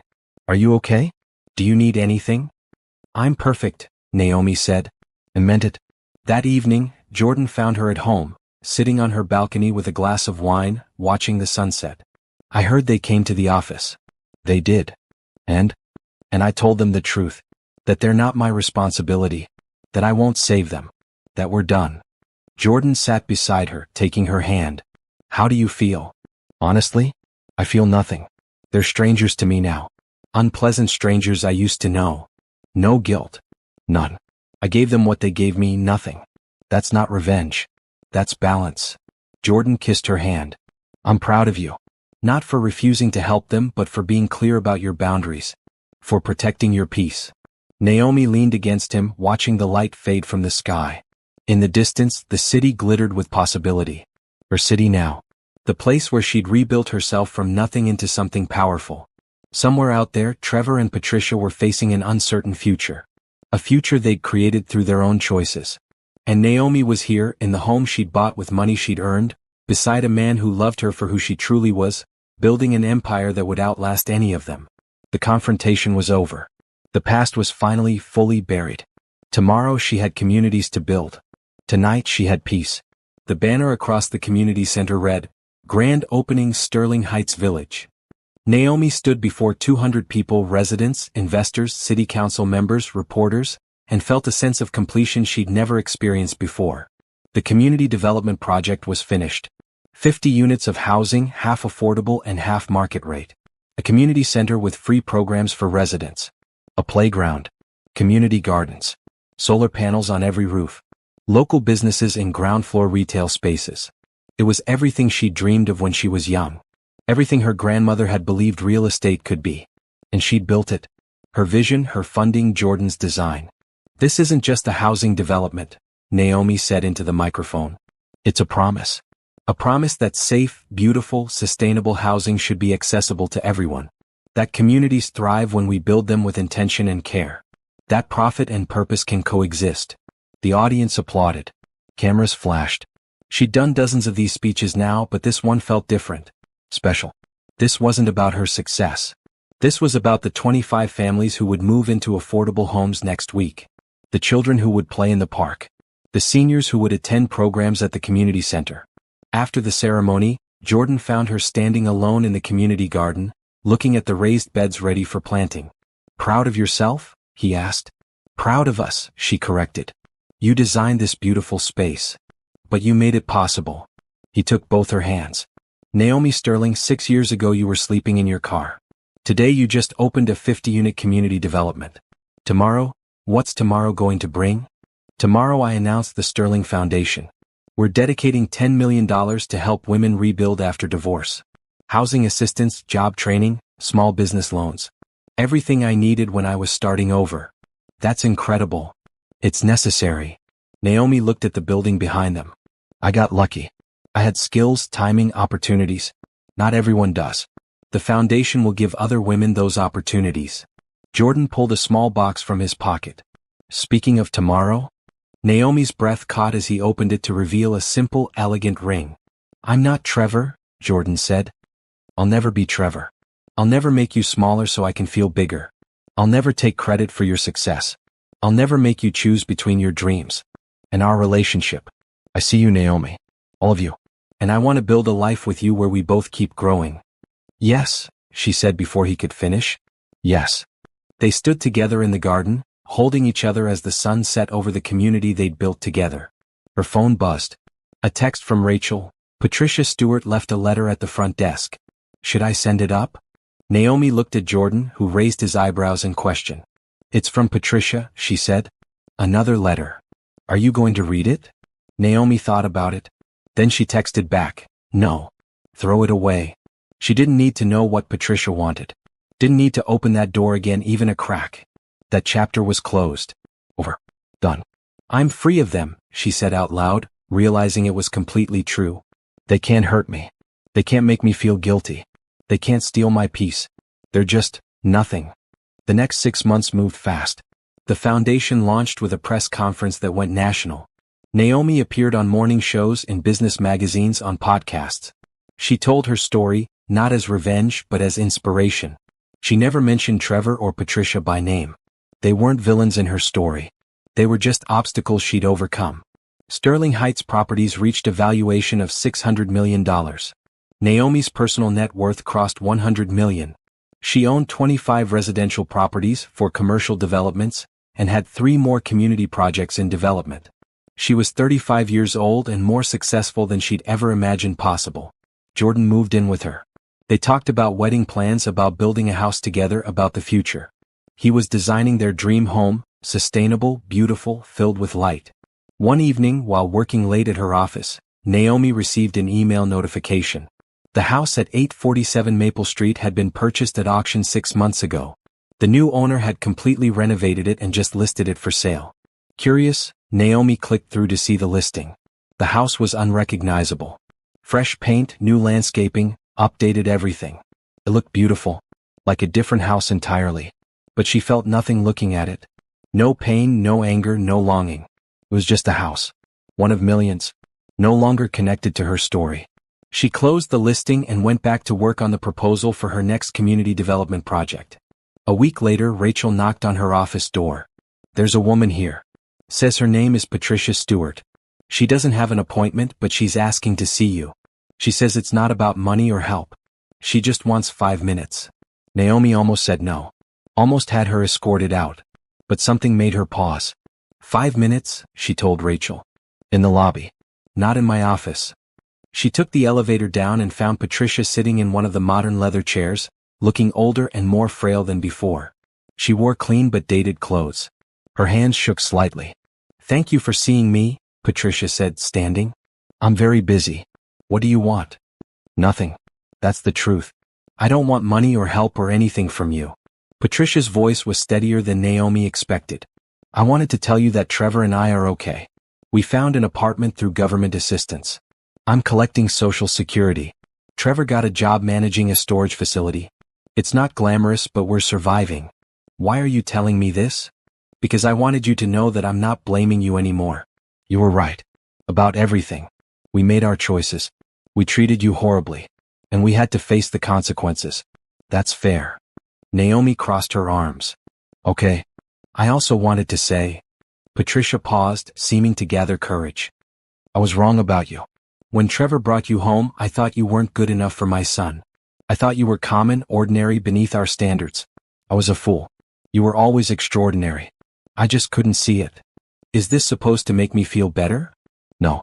It's supposed to make me feel like maybe I can move forward with a little less shame. Patricia picked up her purse. I won't bother you again. I just needed to say it. You deserved better from us. And I'm sorry we couldn't give it to you. She walked toward the door, then paused. For what it's worth, I'm glad you built all of this. I'm glad you survived what we did to you. You earned every bit of your success. Then she was gone. Naomi stood in the lobby for a moment, processing. Then she went back to her office and didn't think about it again. 3 months later, Naomi and Jordan got married in a small ceremony at Sterling Heights Village. Just close friends, family, and a few residents from the community. Simple, beautiful, meaningful. No drama. No pain. No past shadows intruding on the present. Just love and hope and future. Standing with Jordan, saying her vows, Naomi thought about that woman in the rain 6 years ago. The woman clutching pink trash bags. The woman who'd felt like her life was over. If she could talk to that version of herself, she'd tell her, "This isn't the end. This is the beginning. You're about to become someone you can't even imagine yet. Someone stronger, wiser, more powerful. Someone who builds empires. The pain you're feeling right now? It's fuel. Use it. Let it transform you. But don't let it consume you. And when you finally make it, and you will make it, don't look back with revenge in your heart. Look back with gratitude. Because they freed you. They broke you open so you could rebuild yourself into something extraordinary." At the reception, Naomi gave a toast. To new beginnings. To second chances. To the courage to rebuild. And to the wisdom to know that the best revenge isn't destruction. It's living a beautiful life they never imagined you could have. Everyone raised their glasses. Later that night, as she and Jordan drove away toward their honeymoon, Naomi looked back one last time at the community she'd built. Lights glowed in the windows.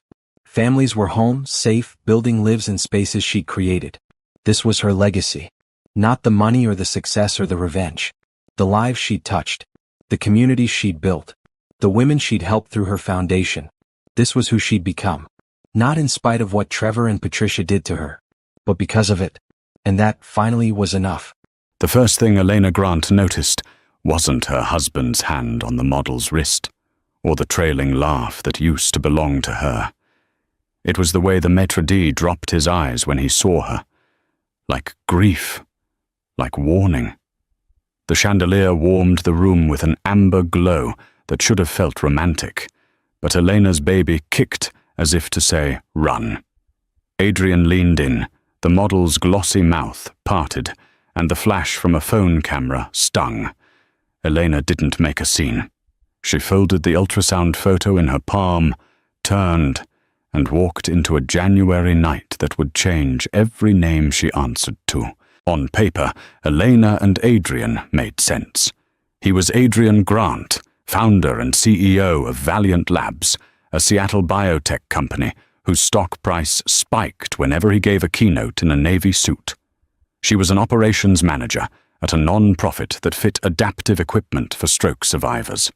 Their dinner parties were tidy, their table settings were Pinterest perfect, and their arguments were mostly calendar-based.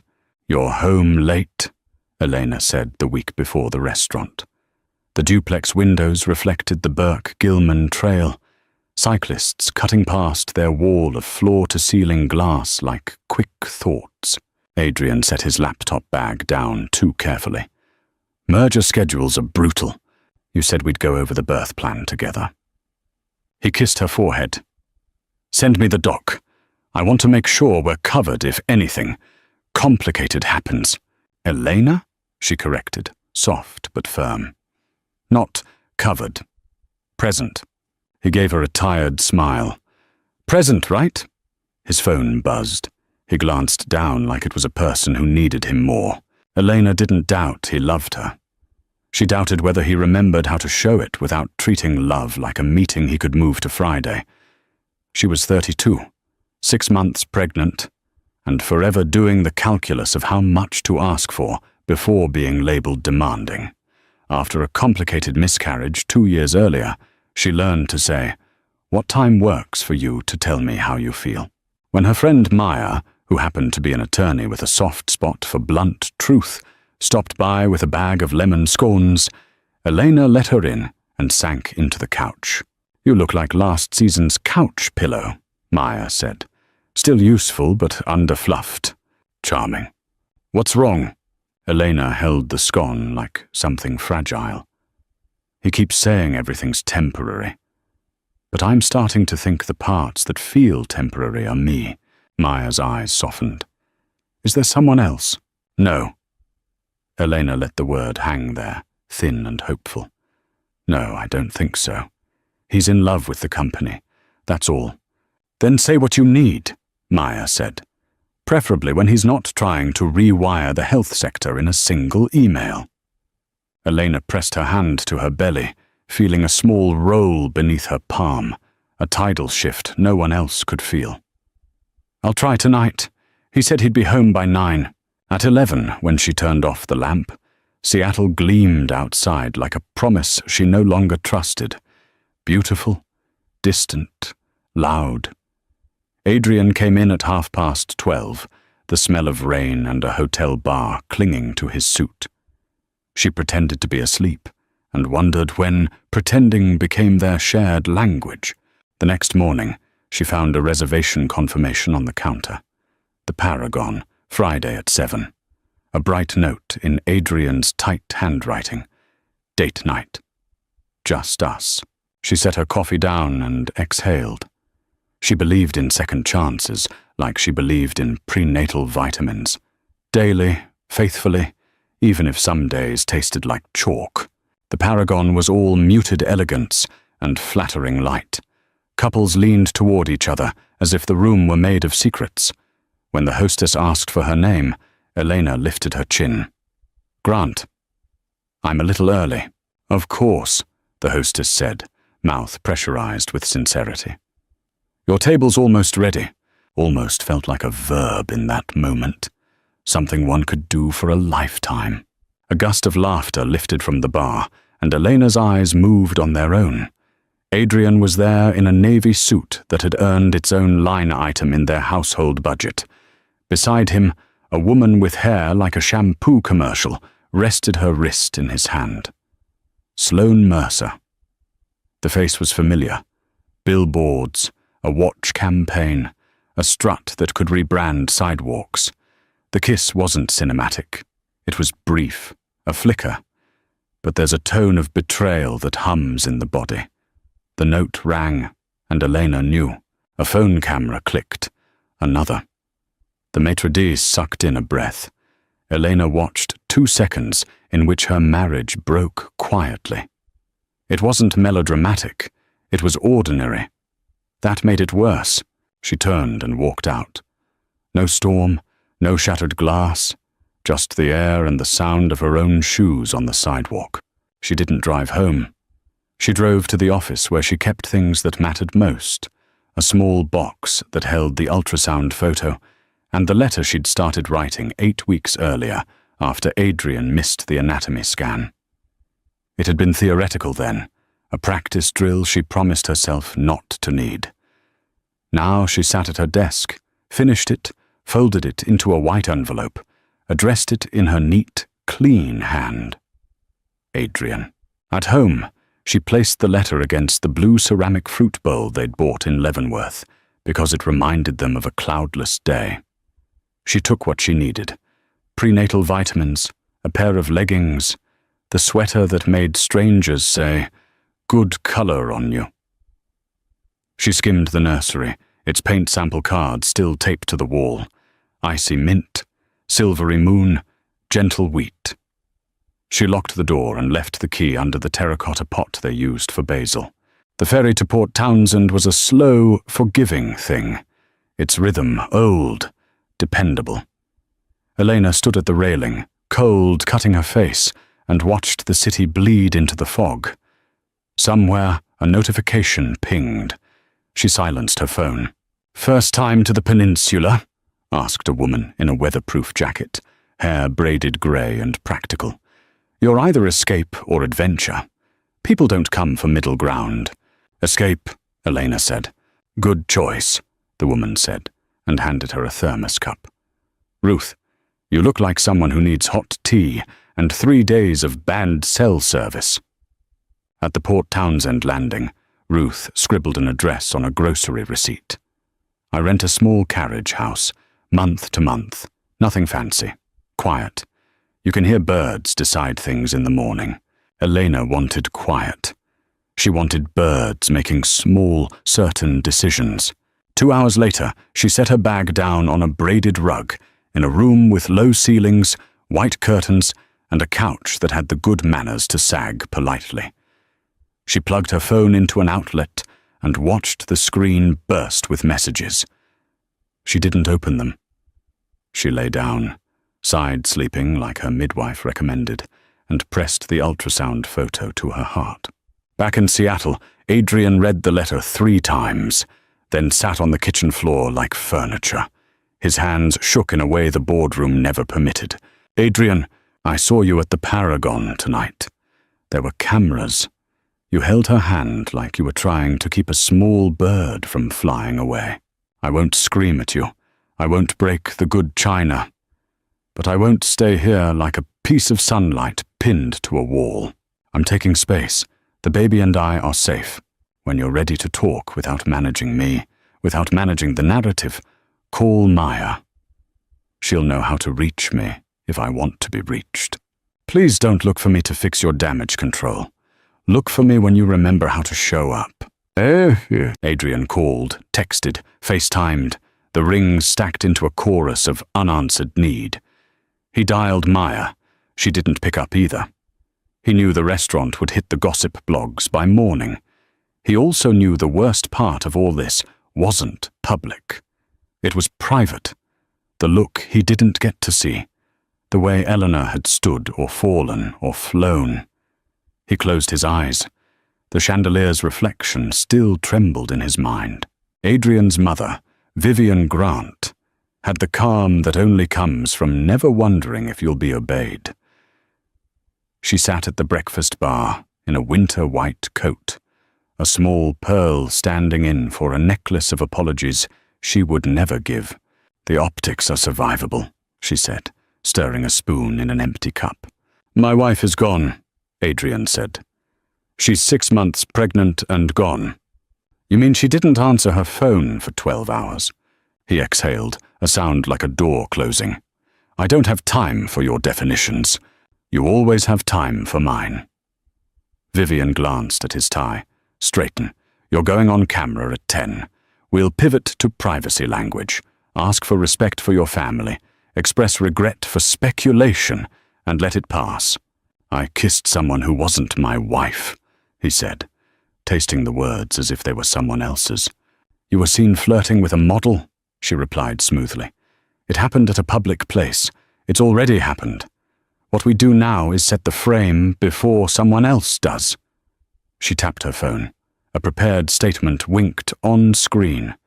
"Read this. Then get dressed." Adrian wanted to throw the phone, or himself, into a nearby river.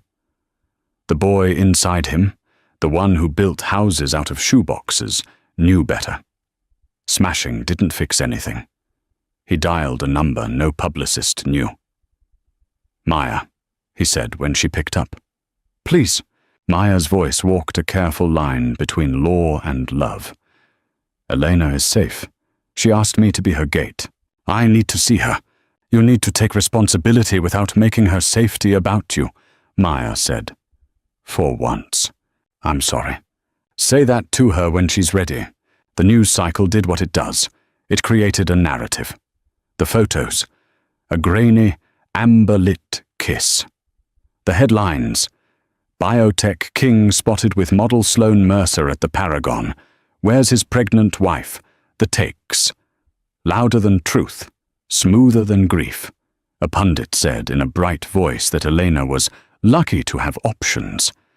Another said she should work harder to keep her man. Adrian endured a brief, on-camera statement. "My marriage is private," he said. "My focus is on my family." Vivian's eyes approved. The board's emails approved. The stock shrugged and carried on. At 10 that night, Adrian sat on the edge of a bed that looked like it belonged to someone efficient. He scrolled Sloane's Instagram. She had posted nothing. He texted her. "We need to talk." Sloane replied, "Meet me where we met. Noon. Tomorrow." The rooftop garden at the Valiant building was meant to soften the cityscape.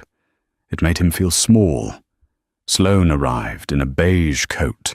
No entourage, no sunglasses. Up close, she looked less like advertising and more like a person who'd been crying carefully. "I'm not good at this," she said. "The part where I explain why I did something ugly." "Try," Sloane studied the skyline. Your mother. She approached me after a campaign. She knows everyone. She said Valiant was the future, that you couldn't afford to look boring before the FDA announcement. She offered a contract, 2 or 3 public dates, strategic visibility, the story that you're vibrant, irresistible. Her words, not mine. Adrian felt the familiar nausea of corporate logic dressed as concern. She told you to kiss me? No, she said you'd probably do it yourself eventually. Sloane swallowed. I said no at first. Then my brother's leukemia worsened. Your mother's people covered a trial drug the insurance wouldn't. She said I wasn't selling myself. I was buying Caleb time. She finally met his eyes. I'm not proud of any of it. But tell me you've never used money to make something you wanted easier. Silence cracked between them. He had. He did. He hated the mirror she held up. Does Elena know? I tried to reach her, Sloane said. She blocked me. Maya told me to leave her alone. Do you have proof? He asked. Contracts. Messages. Sloane nodded, coat rustling. I kept everything. He imagined walking into Vivian's house and dropping a stack of prints on her marble countertop. He pictured their arguments. Surgical, practiced, drawing blood without raising voices. He pictured Elena as something other than a variable he could address. I need to find my wife, he said, startling himself by using the present tense like a vow. Sloane looked relieved and wrecked in equal measure. Find her and tell her I'm sorry. Tell her the boy. She hesitated. Your baby. I hope he... Sloane shook her head. Forget it. I don't get to hope for anything. You get to be human, Adrian said quietly. She half laughed. That's not what we were contracted for. Elena's days in Port Townsend started the same way, by listening to a silence that belonged to a place that didn't know her.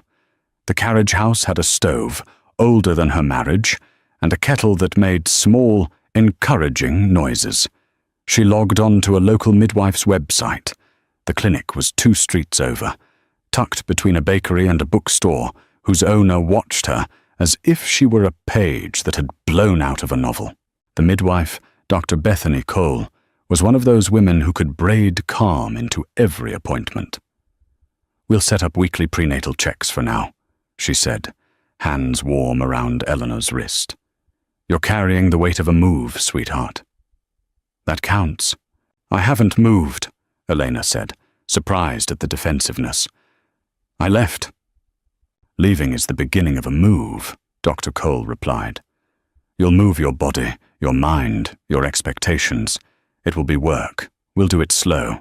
Ruth, who owned the carriage house and ran the bookstore with opinions for sale, knocked one afternoon with a bag of clementines and a check-in that felt like a rescue. I've been a wife twice and a mother once, Ruth said. The wife part, I can tell you things. The mother part, I can't say anything that will matter more than the first time you meet your child. Elena cried because the truth of that landed in her bones. At night, she opened a fresh notebook. She made lists. Birth plan, real. Birth plan, what I tell people. Money I actually have. Lawyer notes. Maya had answered her call with the sigh of someone who had been waiting on the other end of a thin rope. I can get you a legal separation with temporary support, Maya said. We can talk about the prenup. I know you signed it. I also know the document was built by a man who thought love was a risk to be managed.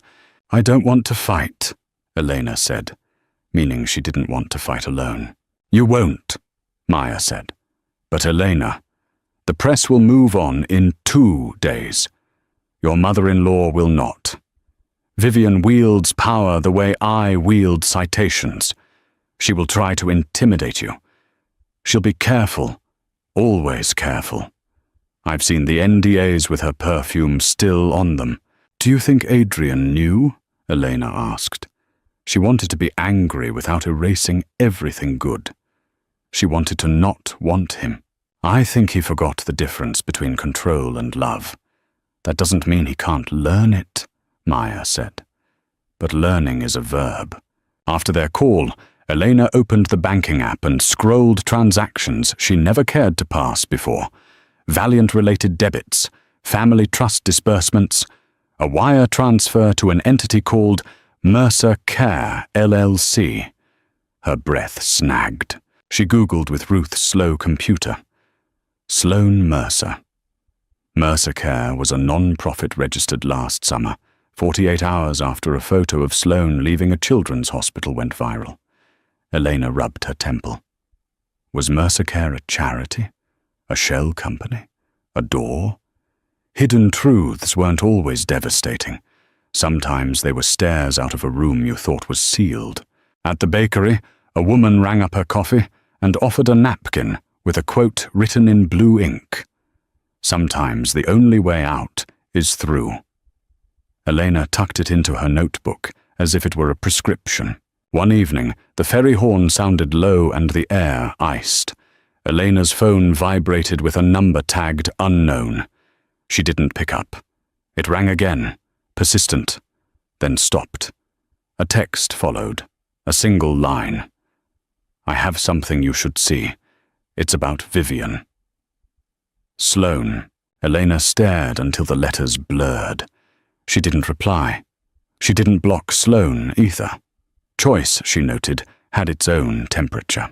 Sloan's apartment was the kind that made minimalism look like contrition. She lay on the couch and pressed a cold rag to her eyes. Her brother Caleb slept in the second bedroom, his breath an argument with his lungs. Their parents had left when they should have stayed. Sloan learned early that grace often arrived as an invoice. She collected the documents like a penitent, the contract with Vivian's consulting firm, the emails full of pearled evasions, the text message that read like a threat and a gift. Play this well and everyone wins. Sloan had been 14 when she learned that everyone sometimes meant them. She packaged it on a thumb drive and wrote a letter with the kind of care that made her hand cramp. Elena, I owe you nothing you want from me, and everything you deserve from the truth. I was hired, coerced, by Vivian Grant to make it look like your husband is glamorous. I took the money because my brother is sick and because I didn't think of you as a person, only a variable. That's on me. Here are contracts, texts, emails. I am not absolved, but I am done being useful to someone else's calculation. Do with it what brings you peace. Sloan. She found Maya's office address on the non-profit's website. She FedExed the package for next day morning delivery. Then she called Adrian because old patterns still tugged. I sent Elena documentation. She needs to know. He exhaled like he'd been holding his breath for a week. Thank you. You can still be a good father, Sloan said. You can still be a better man than Vivian groomed you to be. He laughed and didn't mean to. Groomed. You were raised like an heirloom, Sloan said. Polished, displayed, protected from failing until failure grew teeth. Caleb coughed, a thin, frightening sound. Sloan put down the phone without ceremony. Adrian stared at the screen. The call ended and whispered thanks into his empty kitchen, as if the word could get anywhere without courage to carry it. Adrian arrived at his mother's house in a rainstorm that took itself seriously. Vivian's home overlooked the lake like a judgment. The walls held the heavy quiet of expensive art.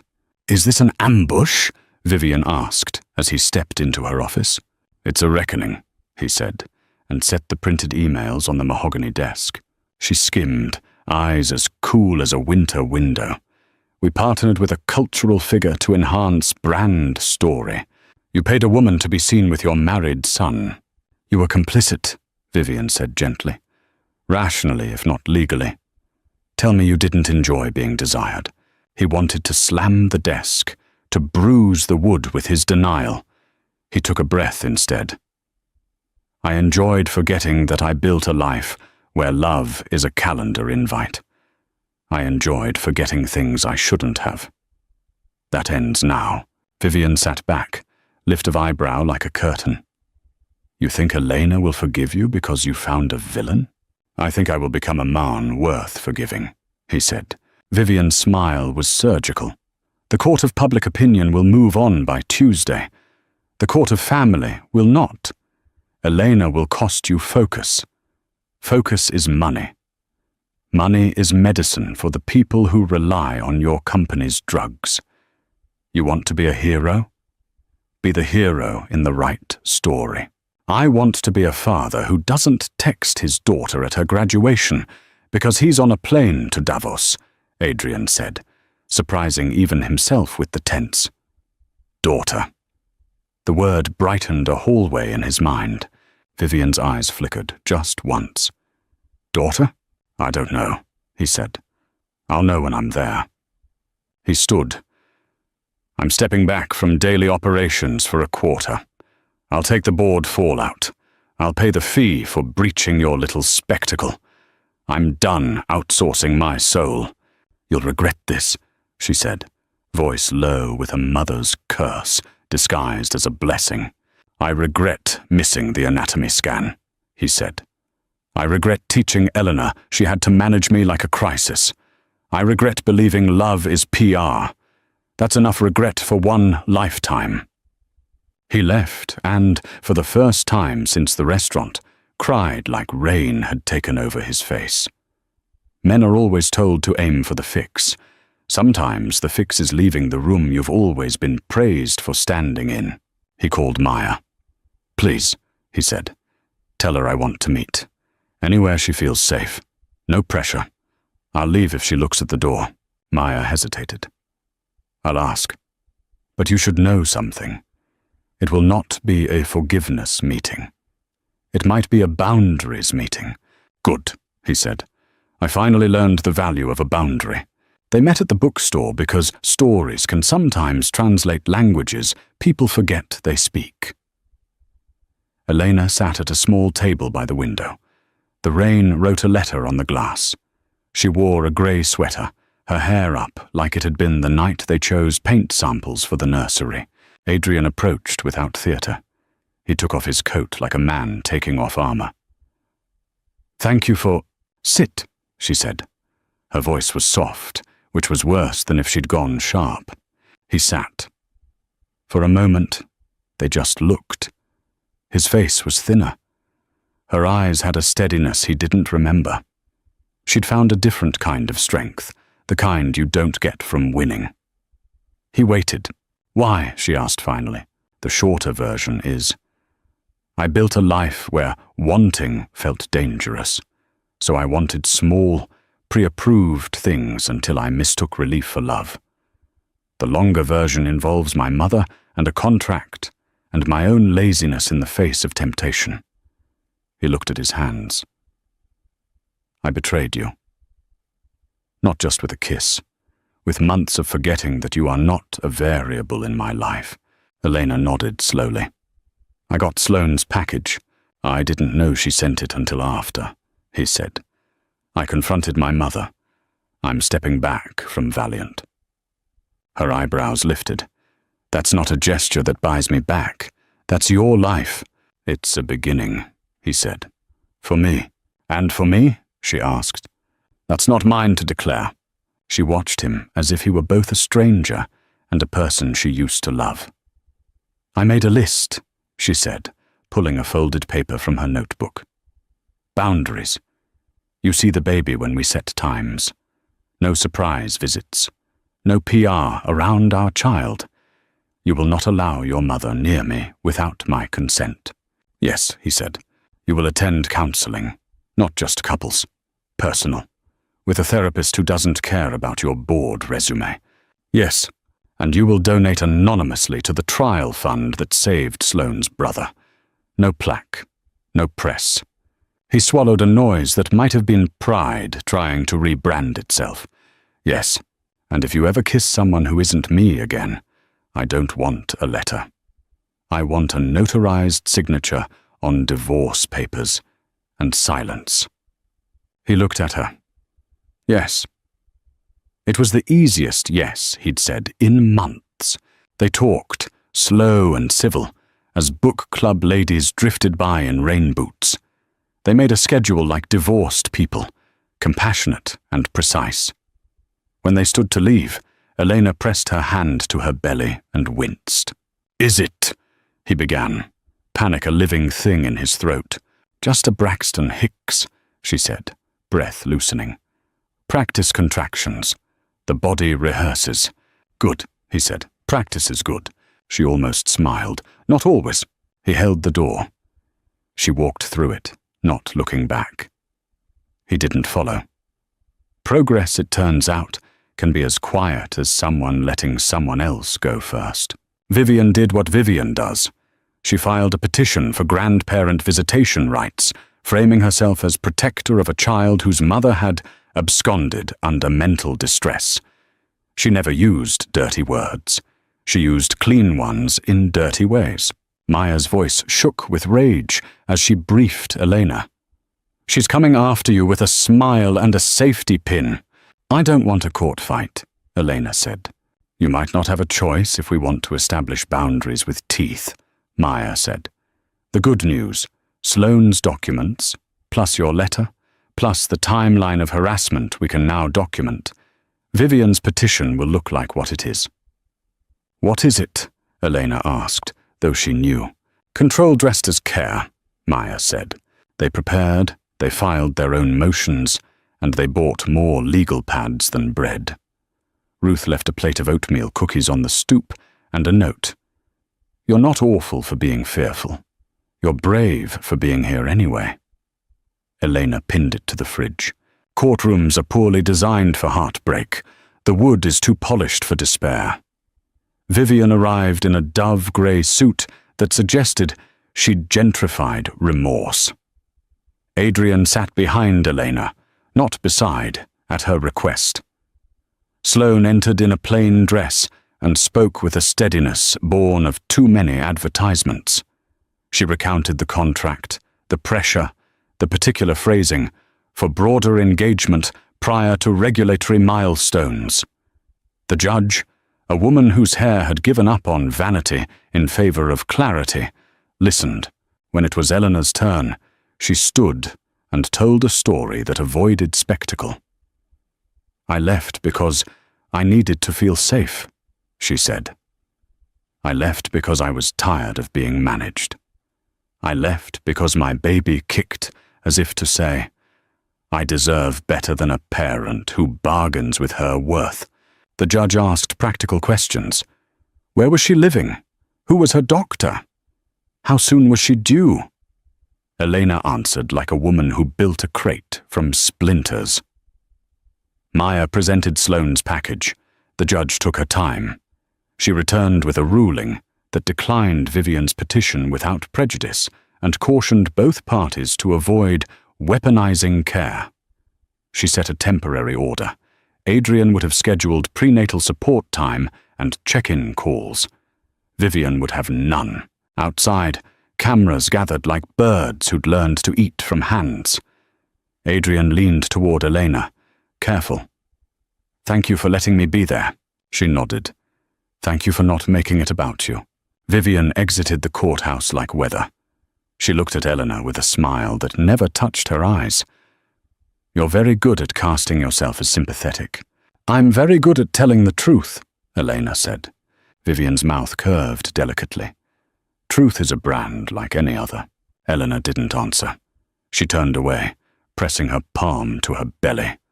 The baby rolled as if repositioning for a better exit strategy. Labor began at 3:24 a.m., the hour when even the bravest thoughts feel weak. Elena's water broke with a rush that startled the cat she had not adopted, but who had adopted the carriage house steps. She called Dr. Cole, then Maya. Both arrived with bags that had been packed for weeks in different ways. They drove to Swedish Medical in a Subaru that smelled like books and lemon gum. Ruth followed in a rattling pickup with a thermos of broth because she believed in broth the way teenagers believe in forever. The contractions were dignified at first, polite knocks. Then they arrived like decisions that could not be moved to Friday. Elena breathed the way she'd learned in a room with mats. She said a few words Adrian would have paid not to hear. When the nurse asked if there was a father to call, Eleanor stared at the ceiling where someone had mercy-painted clouds. Maya looked at her. "Do you want him?" Elena hesitated for one contraction and half a memory. "Yes." Maya texted Adrian a single line. "It's time." She says yes. He drove like the police were after his old life. He washed his hands like penance. He asked the nurse where to stand, and then stood in a place that didn't claim too much. He whispered nonsense encouragements, and then good ones. He watched Elena labor and understood for the first time the arrogance of imagining he was the center of any room. At 11:11 a.m., a perfect wrong-timed wish, their daughter arrived. She was slick and loud and more beautiful than anything he'd ever taken credit for. Elena cried in a stupor of relief. Adrian did too, because nothing else made sense. Dr. Cole placed the baby on Elena's chest, and a sound rose in the room that had nothing to do with monitors. It was the sound of a story choosing its next chapter. "I thought, boy," Adrian said, shaky and awed. Elena kissed their daughter's damp head. "She thought, girl," she said. "Hello," Adrian whispered, marveling that the word could be both new and ancient. He didn't ask for forgiveness. He counted fingers like gratitude was math. They named her Avery because it felt steady. Adrian stepped back as the nurse checked vitals. Elena slept with the sloped face of a person who had earned it. In the hallway, he found Maya. "Thank you," he said. "Don't thank me," she said. "Do the work. Show up. Keep showing up." He nodded. He'd already scheduled a therapist, sent an anonymous donation to the trial fund, and drafted a resignation from his mother's advisory circle. These were beginnings, not apologies. Vivian texted a photo frame with the words, "Grandchildren complete us, already in it." Adrian deleted the message and put his phone in a locker. He walked back into the room, where Avery had opened one eye as if evaluating him. "Hi," he said. "I'm going to get this wrong many times, but I'm here." Elena watched him. She wasn't smiling. She wasn't crying. She was doing the quiet arithmetic of a mother who now solved problems by first deciding who to invite to the table. "We'll take it slow," she said. "Yes," he said. "Slow is good. Slow is earned." He nodded. "I'll earn it." The baby hiccuped with authority. Elena laughed, a small silver sound in a room sterile with purpose. Sometimes redemption looks like confetti. Sometimes it looks like someone washing a dish without being asked. By spring, the carriage house had nettles in the yard, which Ruth insisted meant everything was healthy. Elena built a life calibrated to the rhythms of a newborn and a woman who had once believed love is something you keep quiet, so it stays. She took long walks with Avery strapped to her chest and learned the names of birds. She returned to her non-profit part-time. They welcomed her back as if she were a good idea rediscovered. At the office, a young colleague confessed she was leaving a controlling boyfriend. "You helped me see it," the woman said, surprised. "You didn't know." "But you did." Adrian rented a small house 10 minutes away. Not to hover, not to stage a performance, but to be local to the life he wanted to belong to. He arrived for scheduled visits with a diaper bag that actually had diapers, and a baby carrier he'd practiced with a bag of flour until the YouTube algorithm cried. He attended therapy and sometimes left with red eyes and shaky hands. He told the board he was not returning fully. He would serve as chair only, with limited authority, effective immediately. They fussed. He stayed firm. Sloane visited once, on a day as soft as laundry. She brought a tiny knit hat in a white paper bag. "I'm not staying," she said at the door, eyes wet. I wanted to say, I hope she never has to forgive anyone for what they were paid to do. Elena squeezed her hand. "I hope your brother gets well." "He will," Sloane said, daring hope to overstep. Or he won't. Either way, we'll love him loudly. Vivian sent a typed letter on thick stationery, its apology lawyered within an inch of its life. Elena didn't respond. Some apologies you don't accept, not because you're cruel, but because you've learned not to invite a wolf to the fence line. When Avery turned 6 months, they painted a small nursery in Elena's duplex, Gentle Wheat winning by 1 vote. They hung a paper moon. Elena and Adrian stood in the doorway, like tourists in a life they weren't sure they could afford. Elena reached for his hand and didn't take it. She let the moment breathe. "Thank you for buying the cheap paint," she said. "It's not cheap," he said. "It's modest." He grinned at himself. "I'm learning." She smiled, a real one, soft as weather. "We both are." Outside, Port Townsend exhaled the salt of patient things. Boats, old piers, people who've buried versions of themselves and gone on to make dinner. Inside, Avery gurgled, unimpressed by plots and adults. Elena kissed her daughter's head and thought of that January night, the chandelier, the maitre d's eyes, the cold air kissing her face. She had walked out of a room and into another. She had left a letter and found a voice. She had not forgiven because the story demanded it. She had forgiven where it served the child she loved and the woman she was becoming, and that finally was enough. If you stayed with Elena's story, you already know. Some endings aren't clean. They're honest. Betrayal, power, love, and truth can live in the same room and teach us how to breathe again. Elena didn't return to the life she had. She built the one she needed, slowly, carefully, with boundaries that protect what matters. Adrian's redemption wasn't a grand gesture. It was showing up, listening, and doing the unglamorous work of change. And for Avery, the smallest person held the biggest lesson. We become the family we practice being. If this story moved you, I'd love for you to keep this community going. Please like the video, share it with someone who might need it tonight, and subscribe for more deeply human, slow-burn dramas. Your support helps stories like this find the people who are ready to hear them. Thank you for watching, and take good care of yourself and each other.